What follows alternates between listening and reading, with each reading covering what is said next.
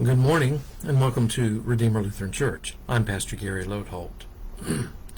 This week we are looking at some stories in the Bible centered around some people who are unnamed. Yet even though they aren't given names in the stories speak powerfully to us. And perhaps their namelessness is an invitation to put our names there and to know that as God worked through them, just so God works through us. Today we want to look at the story of the woman caught in adultery. You'll find it at the beginning of John 8. Here the scribes and the Pharisees initiate a conflict by bringing a woman caught in adultery to Jesus.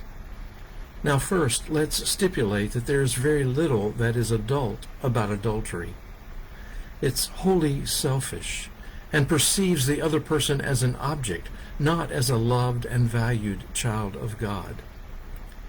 But they present the problem to Jesus, calling him teacher while hoping to undermine his teaching. In fact, there are several legal complications in what they present to him. There are no witnesses present to accuse her, and there should have been. More problematic, the scribes and Pharisees speak of Mosaic law concerning adultery, seeking death for the woman here, and ignoring the responsibility of the man involved. However, in the law Moses wrote, both the man and the woman should be under the penalty of death for their action, and indeed the way the law was written focuses on the man, saying, if a man does this. What this means is that they don't really want to know Jesus' interpretation of the law. They are simply seeking to trap Jesus. When Jesus writes on the ground, it indicates his refusal to engage the question as they have posed it. What he writes is unimportant.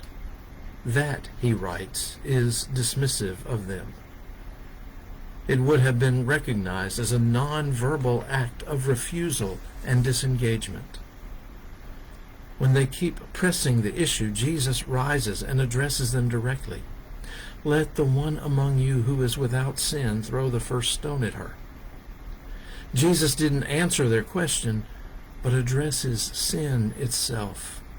Jesus called them into accountability for their past actions and their own relationship to God's word and way.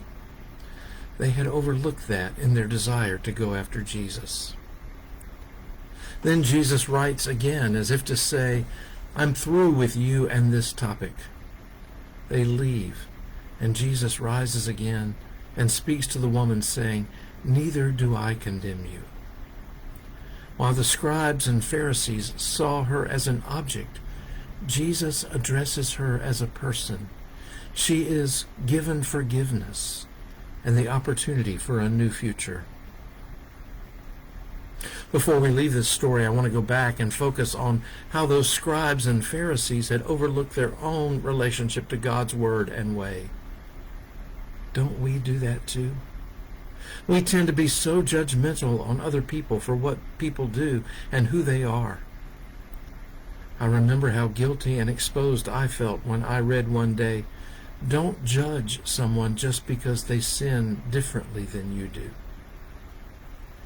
It's so tempting for us to look down our noses at others and fail to see ourselves in the mirror, just as in need of understanding, just as in need of forgiveness. And maybe that's the other thing to focus on in this story. Jesus valued this woman as a person, as a loved child of God. And God's love is a love marked by forgiveness and an amazing, unlimited, lavish, generous love and grace. That's the grace I need. That's the grace we all need. Thanks for watching, and remember to let this day belong to God.